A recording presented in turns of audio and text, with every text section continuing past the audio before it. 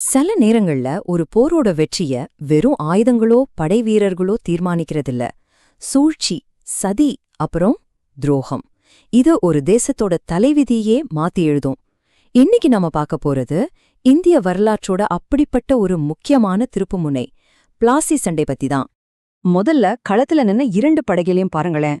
ஒரு பக்கம் Robert Clive தலைமையில வெறும் 3000 வீரர்களை வச்சிருந்த கிழக்கிந்திய கம்பெனியோட சின்ன படை. இன்னொரு பக்கம் வங்காள நவாப் சிராஜுத்தௌலாவோட ஒரு மாபெரும் படை. கிட்டத்தட்ட 50,000 வீரர்கள், 53 பீரங்கிகள். கணக்க பார்த்தாதே தெரியுது, பிரிட்டிஷ்காரங்க பலத்துல ரொம்ப ரொம்ப பின்தங்கி இருந்தாங்க.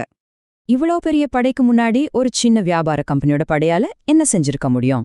யோசிச்சு பாருங்க. இந்த நம்ப முடியாத சண்டையில யார் ஜெயிச்சிருப்பா? ஆச்சரியமா இருக்குல்ல? ஆமா, ஜெயிச்சது ஆங்கிலேய கிழக்கிந்திய நிறுவனம். ஆனா எப்படி? பலத்துல பல மடங்கு கம்மியா இருந்த ஒரு படையால எப்படி இவ்ளோ பெரிய வெற்றி அடைய முடிஞ்சது? வாங்க, அதுக்கான விடையத்தான் நாம இப்ப தேடப் போறோம். சரி, நம்ம முதல் பகுதிக்குள்ள போலாம். இந்த நம்ப முடியாத வெற்றி எப்படி சாத்தியமாச்சு?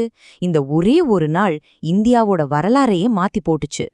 இந்த உயிரிழப்பு கணக்க பாருங்களேன். நவாப் பக்கம் கிட்டத்தட்ட 500 பேர் இறந்து போனாங்க. ஆனா பிரிட்டிஷ்காரங்க பக்கம் வெறும் 72 பேர் தான். இது சாதாரண வெற்றி இல்ல, இது ஒரு முழுமையான ஒன் சைடட் மேட்ச்ங்கிறது இதுலேருந்தே நல்லா தெரியுது. இந்த வெற்றிக்கு உண்மையான காரணம் என்ன?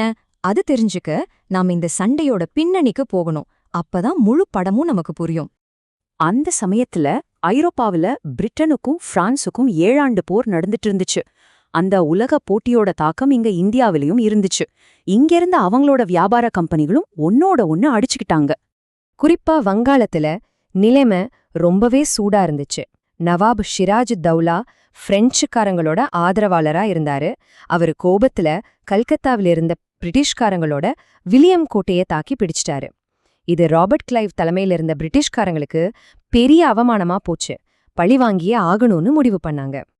இப்போதான் நாம கதையோட முக்கியமான கட்டத்துக்கு வரோம். கிளைவோட வெற்றிக்கு காரணம் அவரோட படைப்பலம் இல்ல, அவர்கிட்ட ஒரு ரகசிய ஆயுதம் இருந்துச்சு. வாங்க, அது என்னன்னு பார்க்கலாம். இந்த ஒரு வரியே போதும், முழு சண்டையோட முடிவையும் இது சுருக்கமா சொல்லிடுது. நவாபோட மிகப்பெரிய பலமே அவருக்கு மிகப்பெரிய பலவீனமா மாறப்போகுது. அந்த தளபதிதான் மீர் ஜாஃபர். அவர் நவாப் படையோட தலைமை தளபதி.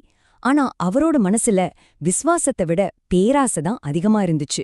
வங்காளத்தோட அடுத்த நவாபாகணுங்கிறது தான் அவரோட கனவு. இத பயன்படுத்திக்கிட்ட கிளைவ் மீர் ஜாஃபர் கூட ஒரு ரகசிய ஒப்பந்தம் போடுறாரு. சிம்பிள் டீல் தான். போர் நடக்கும்போது நீ உன் படையோட சண்டை போடாம சும்மா இருந்தா போதும், போருக்கு அப்புறம் உன்னை வங்காளத்தோட நவாப் ஆக்குறேன்னு கிளைவ் வாக்குறுதி கொடுக்கறாரு.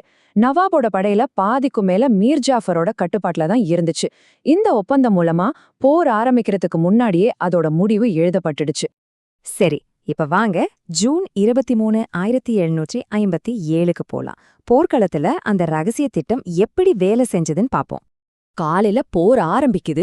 நவாபோட விசுவாசமான வீரர்கள் ரொம்ப கடுமையா சண்டை போடுறாங்க. ஆனா மதியம் ஒரு முக்கியமான திருப்புமுனை ஏற்படுது. தலைமை தளபதி மீர் ஜாஃபர் தன்னோட பெரிய படையோட சண்டையில இறங்காம சும்மாவே நிக்கிறாரு. இத பார்த்த மத்த வீரர்களுக்கு ஒரே குழப்பம். நம்ம தளபதியே சண்டை போடல, நாம ஏன் போடணும்னு ஒரு நினைப்பு வருது. அவ்வளோதான், நவாபோட படை சிதறி ஓட ஆரம்பிச்சிடுச்சு.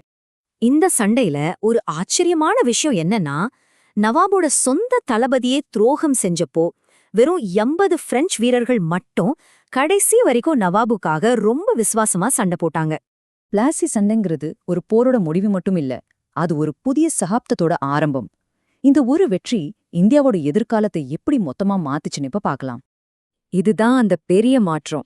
பிளாசி சண்டைக்கு முன்னாடி வரைக்கும் கிழக்கிந்திய கம்பெனிங்கிறது வெறும் ஒரு வியாபார கம்பெனி. ஆனா இந்த வெற்றிக்கு அப்புறம் அவங்க ஆட்சியாளர்களா மாறிட்டாங்க. வங்காளம் அப்போ இந்தியாவோட பணக்கார மாகாணங்கள்ல ஒண்ணு.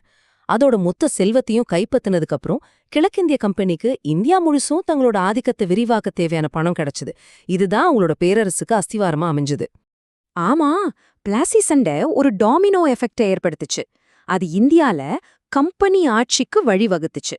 அப்புறம் அந்த கம்பெனி ஆட்சி தான் கிட்டத்தட்ட 200 வருஷம் நீடிச்ச பிரிட்டிஷ் ராஜ்யமா மாறுச்சு. ஒரு சின்ன போர்க்களத்துல நடந்த ஒரு துரோகம் ஒரு முழு தேசத்தோட தலையெழுத்தையே மாத்தி எழுதிடுச்சு. கடைசியா உங்ககிட்ட ஒரு கேள்வி.